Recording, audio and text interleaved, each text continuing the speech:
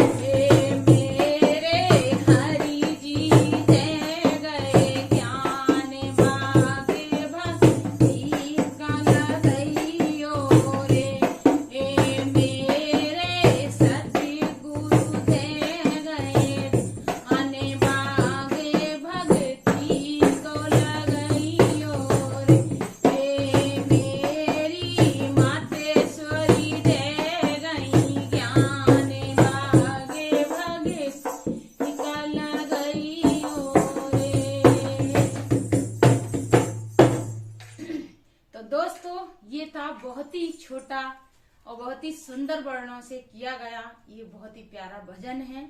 आप ध्यान से सुनिएगा। अगर न्यू है तो सब्सक्राइब भी करिएगा और लाइक करना ना भूलें। अगर अच्छा लगे तो कमेंट भी करिएगा। मिलते हैं एक और न्यू भजन में। जब तक के लिए थैंक यू, बाय बाय, जय श्री हरि नारायण।